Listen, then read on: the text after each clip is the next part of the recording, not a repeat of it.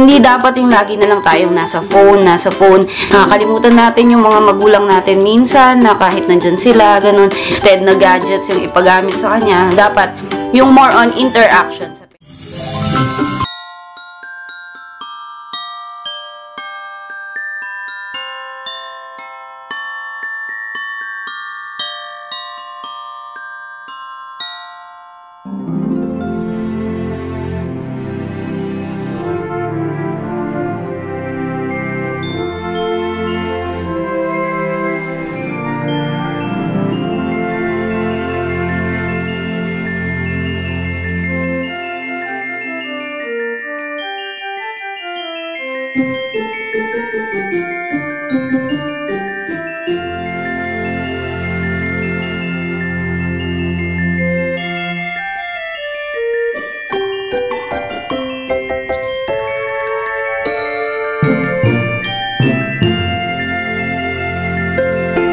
Hello guys! Welcome to another video and welcome back to our channel. For today's video, ang gagawin ko po ay isang reaction video ng isang commercial. Nirequest to ng aking asawa. Actually, may mga nirequest din siya nung nakaraan pero hindi ko talaga nagawa dahil jam-packed yung mga ine-edit ko at hindi ko matapos-tapos. Kanina, nabanggit niya ulit sa akin. So, sabi ko, sige, total, nandun naman sila sa aking in-laws at kasama niya yung aking bulinggit. Gagawan ko na ng reaction video tong commercial na to. Ang commercial na sinasabi ko is commercial from Singtel na ang title is The Gift. Ayan, naalala ko tong Singtel na to kasi every time na nasa Singapore ako, ito yung SIM card na binibili ko. Ito yung SIM card na ginagamit ko talaga. So, without further ado, let's get to the video.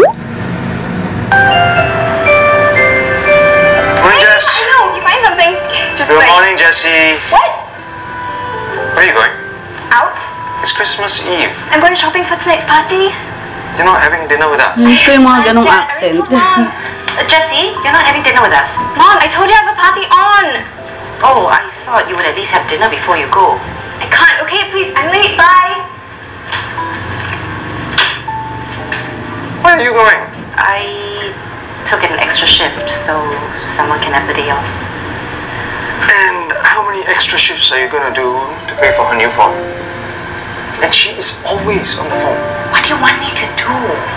I can't take away her phone.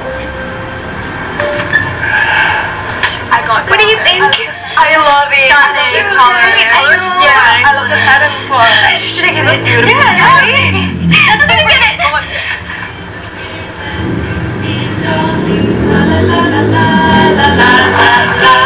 Tis the season to be jolly. La la la la la la la la la.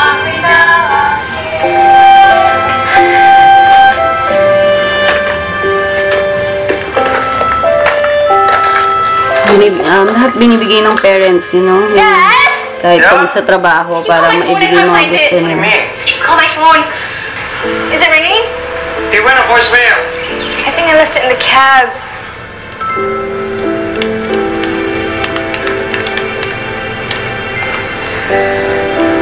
It's so not fair.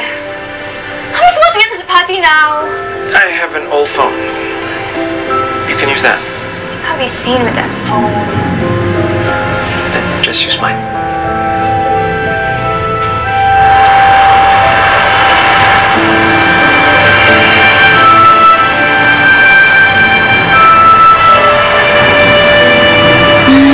Yan ang kala nila ang easy lahat. Mga basta't gustong bumili, bili lang. Minsan nadi-disregard yung pagod ng parents.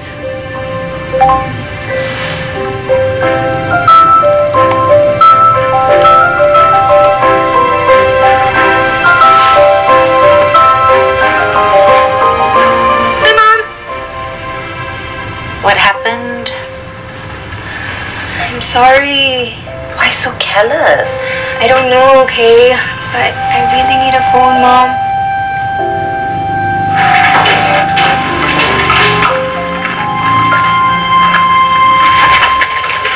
So, are you going to take up more shifts to pay for another phone? Look at yourself.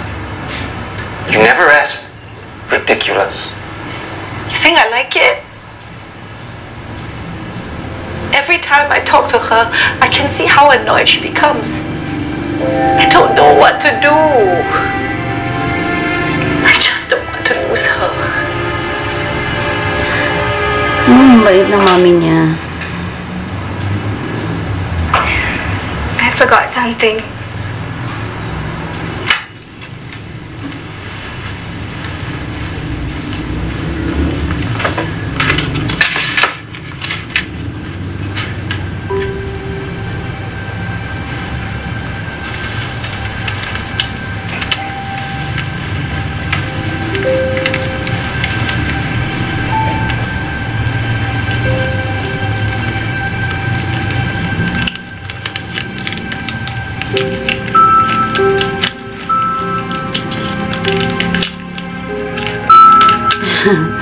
Naging serious tayo masyado.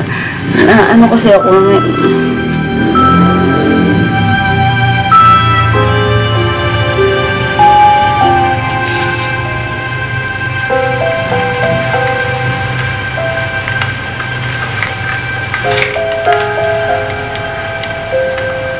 Is it too late to join?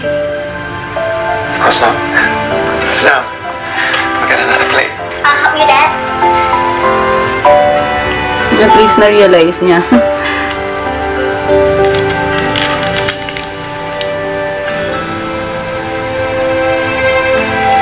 I'm sorry, Mom. I didn't realize. I don't need the phone anymore. It's okay. Let's eat. I am starving.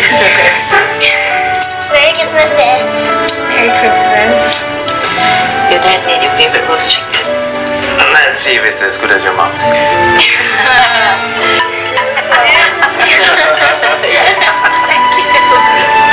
Never lose your connection with family.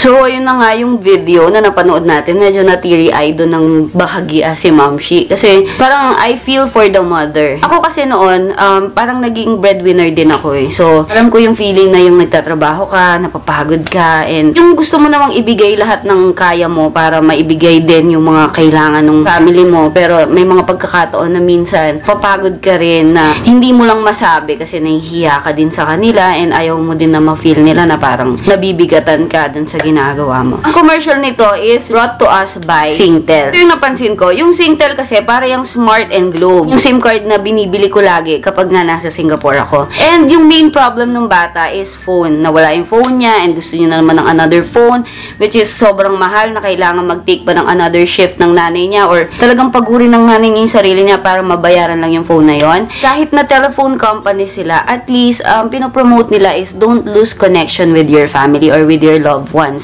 Hindi dapat yung lagi na lang tayong nasa phone. Nakakalimutan natin minsan yung halimbawa kami, nagsi-cellphone ako madalas dahil nga nag-edit ako. Si Jeff naman may mga ginagawa din sa phone niya, mga kinakausap. Pero pag nakita ko na si Kader naglalaro, nandyan, kung hindi naman talaga kailangan pa na sagutin ko yung mga nandun sa phone na yon, lalapitan ko siya, sasamahan ko siyang maglaro. Or nakikipagkwentuhan ako sa kanya kahit hindi niya ako nasasagot ng diretso or hindi niya ako nakakausap ng yung talagang nakakapagsalita na siya ng maayos na naiintindihan ko. May mga pagkakataon, inaamin ko din yan na guilty tayo dito na lagi na lang tayong minsan nakaharap sa phone natin. Nakalimutan natin yung mga magulang natin minsan na kahit nandyan sila, ganun. And lahat tayo, marami sa atin guilty sa ganito. Kaya sana ma-realize din natin yung mga ganun na hindi dapat lagi-lagi na yung attention natin nasa mga gadgets lang. Lalo na kung kasama natin yung mga parents natin na hindi naman natin araw-araw nakakasama. Or yun, yung aming anak is maliit pa na kailangan niya ng time na nakikipag-interact ka sa kanya. So, instead na gadgets yung ipagamit sa kanya, dapat more on interaction sa parents. Parang ganyan. Plus, ayun na nga, bigyan natin ng understanding yung mga magulang natin. Halimbawa, may mga bata dyan na nakaka-relate na ganito sila sa parents nila. Minsan, kailangan ma-realize din natin na hindi man nila sinasabi na nahihirapan sila tayo dapat yung makarealize nun at maramdaman natin, mas maging appreciative tayo sa mga parents natin at sa mga pagod na binibigay nila para sa atin. So, ayan guys, tama nga si Jeff. Nagustuhan ko nga po yung video na ni-request niya and na-miss ko yung mag-reaction ng ganito. So, kung buhayin ulit yung mga pagre-reaction videos ko kasi na-miss ko nga talaga and gustong-gusto ko yung mga nanonood ng mga ganito, mga commercials, mga songs. I-active ko ulit yung paggawa ng mga reaction videos. So, yun po ang ating video for today. Thank you so much for watching. I hope na-enjoy nyo po yung video na to. I'll see you guys again on my next video. Bye!